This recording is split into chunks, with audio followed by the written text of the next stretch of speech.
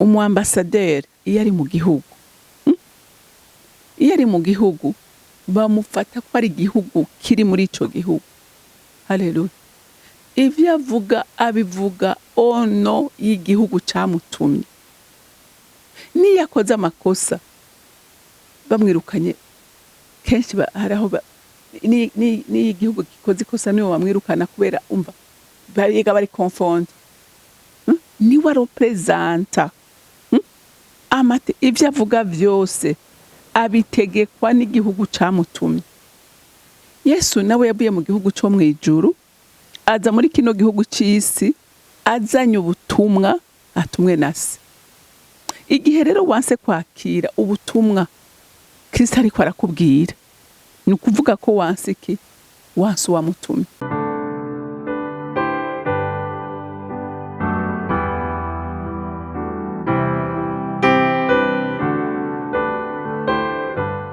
Bakunzi bahore CANAAN TV, ndanezerewe kandi gusubira guhura namwe ngo tuganire ijambo ry'Imana. Ariko imbere yuko dutangura kuganira reka tubanze dusenge. Shimwa Mwami Yesu Kristo ku rukundo rwawe, shimwa Yesu Kristo ku bwitange bwawe, shimwa ko waje mu isi ukemera gusiga icubahiro cawe mu ijuru, ukemera kuza muri ino si yuzuyemwo ivyaha n'ivyago ubitewe n'urukundo ukunda umuntu. Natwe Mwami Imana nk'abana bawe ntituzohengeshanya kubigushimira, zokwama ndabigushimira iminsi isigaje kubaho kuko wadukuye kure, kuko iyo utaza muri ino si ntitwari kumenya Imana. None ndagushimiye mukunzi mwiza ko nubu ukomeza kutugirira neza uko bukeye nuko bwije. Rero icubahiro cose n'amashimwe yose aba yawe, nkaba ndabisenze ndavyizeye kuvyumvise mu izina rya Kristo Yesu. Amen, amen.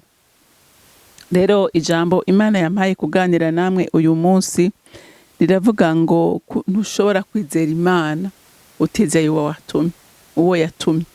Ego ntiwovuga ngo urizera Imana, ntiwovuga ngo urazi Imana, ntiwovuga ngo urakunda Imana udakunze umwana wayo yatumye muri ino si. Umwana wayo yemeye kumena amaraso yiwe akaba impongano y'ivyaha vyacu. Haleluya. Kuko amaraso ya Kristo niyo yabaye ikimazi kizima cahimbaye Imana, bituma uwumwizeye ahinduka umwana w'Imana. Rero biragoye uyu munsi kumva umuntu akubwira ngo jewe ndazi Imana, je ndakunda Imana, ariko adakunda Kristo. Ivyo ntibikunda, ivyo ntibibaho.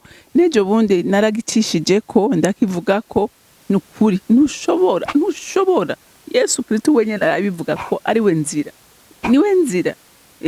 None wewe ugihuta uciye mu nzira itariyo woshika he?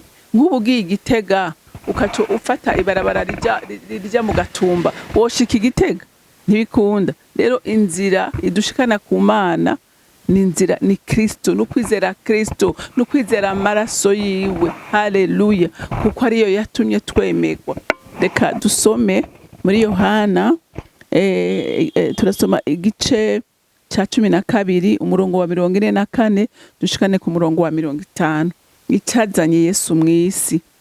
Yesu arasemerera ati, unyizera si jewe yizeye, ariko yizeye uwantumye. Uwumbonye ababonye uwantumye. Naje mw'isi ndi umuco kugira ngo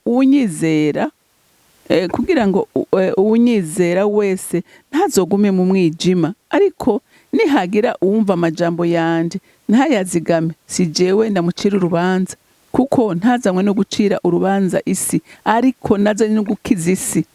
Ariko uwungaya ntiyemera amajambo yanje, uyo ari nikizomutsindisha. Ijambo navuze niryo rizomutsindisha ku munsi w'umuhero, kuko ivyo ntabivuze ndavyigeneye, ariko Data yantumye niwe yangeze ivyo nkwiye kuvuga n'ivyo nkwiye kumenyesha.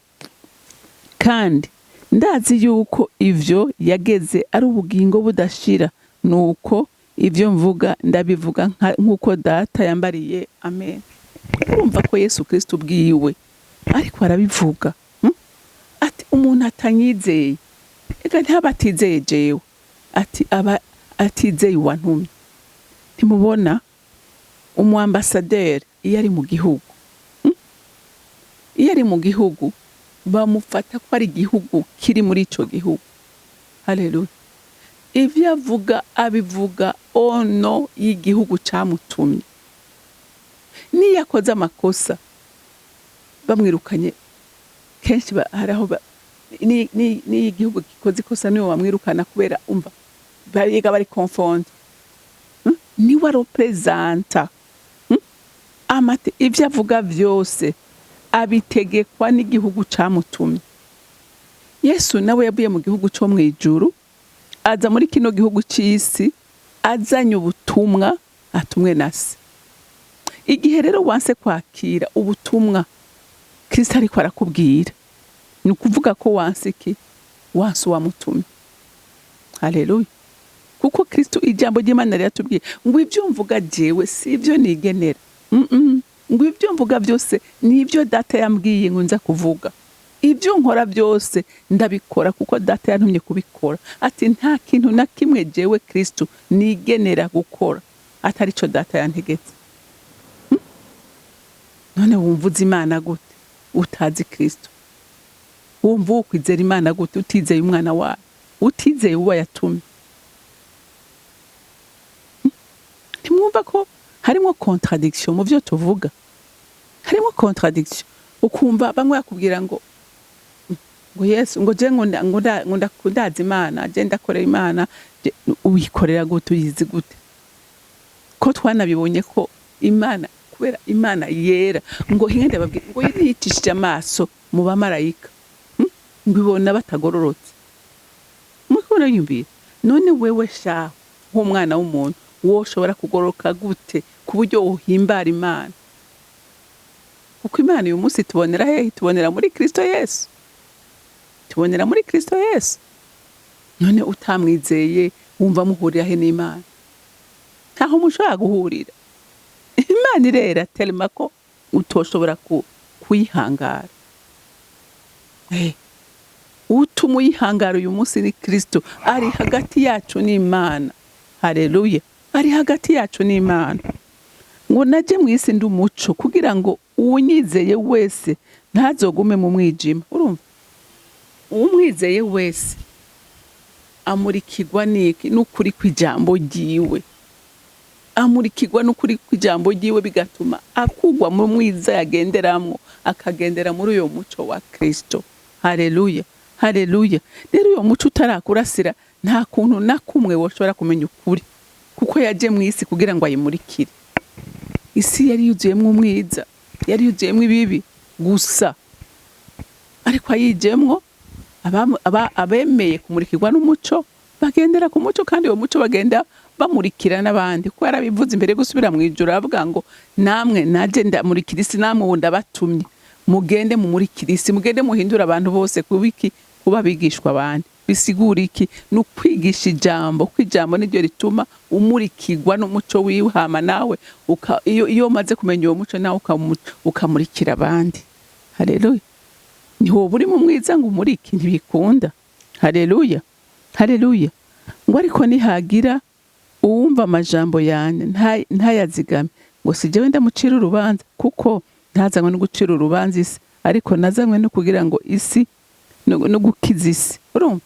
Yesu nta rubanza gucira ko ntaricara ku ntebe y'imanza, aracicaye ku ntebe y'ikigongo. Haleluya. Niyo uguye mu ikosa rimeze gute ntashobora kugucira urubanza. Uzuraba ibyo yakoze byose nta muntu numwe yigeze atuma urutoke kiretse abafarisayo. Injyaye izo kuko arazicira urubanza, arazituma urutoke akababwira ati mwanjyajyamwe mwabakora ibiziramwe mwambamwe. Kubera iki? Kubera bigira ko bazi kandi batazi. Ariko umuntu kubera ari umunyantege nke, kubera ibintu atabyo yumva atabyo atahura, Kristo ntashobora kumucira urubanza. Aramwengenga buhoro buhoro, aramwengenga buhoro buhoro gushika giziki yibonye akitahura. Rero natwe nk'abana b'Imana ahubwo twikebuke, kuko hari abantu benshi dutuma intoke ducira imanza abandi. Hari n'abaca abantu, hariho n'ababaca. Wowe umuca nkande ko nawe uri umunyabyaha, ko nawe uri umunyantege nke, umuca nkande wewe? Yesu nimwabonye wa wundi yavuga umwe yafatwa asambana ati okay ufise uburenganzira bwo kumutera ibuye, ni ukuvuga kumucira urubanza, nuko nawe atacahagira. None wewe uba umunyabyaha. hama nawe uje gukundana abanyabyaha. Ahubwo twese dukeneye imbabazi za Kristo. Twese dukeneye imbabazi za Kristo. Kristo yarengenga kengenga gushika umuntu abonye akamurikirwa akavuga ati urukundo rwiwe akumva rumwuzuye akumva yansi icyaha. Haleluya, haleluya. Ngo ariko uwungaya ntiyemera amajambo yanje ari nikizomutsindisha. Ijambo navuze niryo rizomutsindisha ku munsi w'umuhero. Haleluya. Mwumvise? Ijambo niryo ritweza kandi niryo rituma tuzotsindwa. Bantu b'Imana, n'ubu ndasubiye kubabwira, kunda ijambo, bamwe ijambo ry'ijambo, iyo uzuza ijambo niryo rizotuma uba umurikirwa n'uwo muco, nawe umuco wawe ukakira amahanga. Haleluya. Kuko wuzuye ijambo. Amen. Kuko ngo niryo rizodutsindisha. Nta muntu n'umwe ku muhero atazoba afise ikimwagira, kimucira urubanza. Uzokwiranja umenye ngo jewe nje iburyo canke nja ibubamfu. Ngo kuko ivyo ntabivuze ndavyigeneye, ariko data yantumye niwe yangeze ivyo nkwiye kuvuga n'ivyo nkwiye kumenyesha. Urumva? Yesu nta kintu na kimwe yigenera. Kurya umuambasaderi adashobora kwigenera ibintu ashikiriza igihugu arimo. Azana ubutumwa arungikanywe n'umukuru w'igihugu ciwe. Haleluya. Kandi ingingo zose afata, nta ngingo afata ku giti ciwe. Ingingo yose afata nuko abanza kuvugana n'igihugu camurungitse. Ingingo arinda gufata mu kintu cyari cyo cyose. Na Kristo nta kintu na kimwe, nta ngingo nimwe, nta jambo na rimwe, nta gikorwa na kimwe yakoze yigenera. Ivyo yakoze byose yagendera kuri kalendere ya papa wiwe. Haleluya. Kuko ngo yirirwa arigisha umunsi wose, hama ku mugoroba akagenda gutanga raporo ku musozi aja gusenga, kamubwira ati data nakoze ibi nibi. Hama saka mubwira ati très bien, ejo naho gahunda ni ikamuhereza gahunda ya bukeye. Haleluya. Nta kintu na kimwe yigenera. Ivyo yavuga byose n'ivyo yakora byose yaba yabibwiwe na se. Haleluya, haleluya. Ngo kandi ndazi yuko ivyo yageze ari ubugingo budashira. Nuko ivyo mvuga ndabivuga nkuko data yambariye. Urumva? Ubugingo budashira. Ubugingo nibwo yaje kuduha. N'uyu munsi utari kuravuga ijambo ritanga ubugingo, ceceka kuko uri kuraroga ntacu uri kuravuga. Uri kuvuga imigani y'abakecuru ivyo wigeneye. Haleluya. Vuga ijambo ritanga ubugingo. Vuga ijambo rihumuriza imitima. Vuga ijambo rya Kristo. Haleluya. Vuga ubutumwa bwiza bw'ubwami. Pana ubutumwa bw'iterabwoba. Nibwo butuma abantu bururuka imitima, bahumurizwa, nibwo butuma abantu baba transformé. Haleluya. Haleluya. Ngo ndabivuga nkuko data yabimbariye. Amen. Nta kintu na kimwe rero yigenera. Nawe ntiwigenera ivyo uvuga, ariko uvuge ivyo uri kurakura, ivyo uri kurakuri data, ivyo mpwemu w'Imana agutegetse kuvuga. Imana yo mwijuru rero ibahera umugisha. Mugira umunsi mwiza. Mana data rugira byose uri mwijuru. Ndagushima kandi ndakuninahaza. Uri mwiza kandi ugira neza Mana. Oh haleluya. Ndagushimira ko ijambo ryawe ari ukuri. Ijambo ryawe ritanga ubugingo, ijambo ryawe ritanga amahoro, ijambo ryawe rirakomeza, ijambo Mwami Imana nicyo rituma abantu bakura bakagera mu rugezo baguhimbara. One mukunzi mwiza ndasenze ngo inyota ikomeze kugwira mu mitima yacu yo kuba muri iri jambo. Uzobukoze muvyeyi. Ndagushimiye kandi ndakuninahaje. Icubahiro cyose n'amashimwe yose aba yawe. Nkaba ndabisenze ndabyizeye kuvyumvise mu izina rya Kristo Yesu. Amen, amen. Mwarahezagiwe, mugira umunsi mwiza.